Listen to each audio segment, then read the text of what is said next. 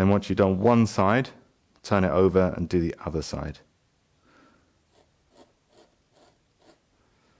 So now the adhesive on the bag and also on our binding strip has dried.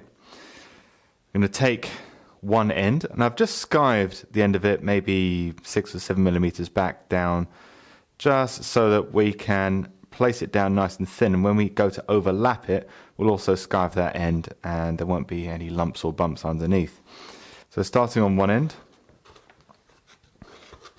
we're going to use those 2 lines that we created to make sure that we keep the binding centralized on the edges all the way around.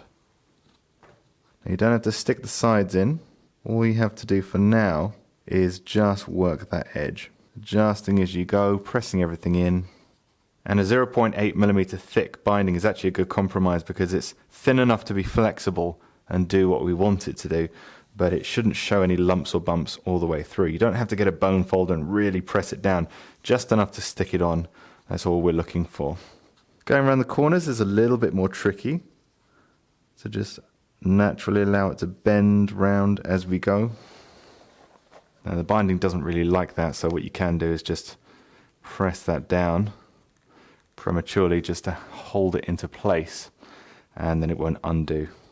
And we're going to go all the way around until we get to the other side. And in the corners, just going to squeeze that in for now. Just remember, you're going to have some pleats, okay? You've got excess material. Don't forget that you can trim this up after stitching. So just press that in. Adjust if necessary.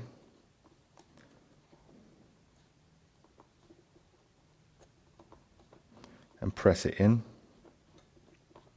Okay, another way to get rid of them is also to use heat and an ironing tip on your filetous. When you come back round again, I performed a very short skive on here, so I'm just going to cut it about 5 or 6 millimeters past. Then I'm just going to skive this bit on the paring stone. So just holding the bag over the edge of the paring stone, add a little bit more contact adhesive to the end there, and just add a touch of contact adhesive on there. Just wipe away any excess. And now you can press this in.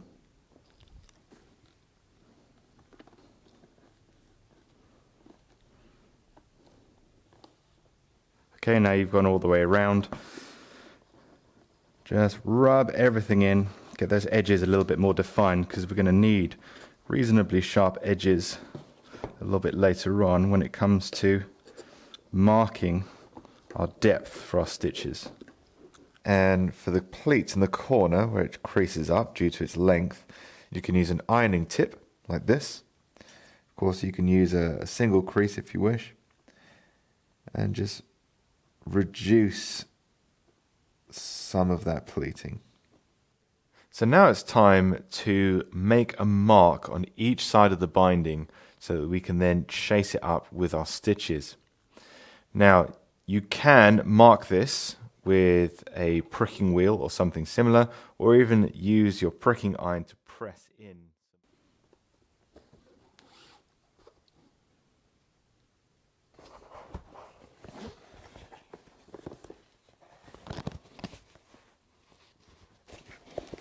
We can now start pushing that base through the center.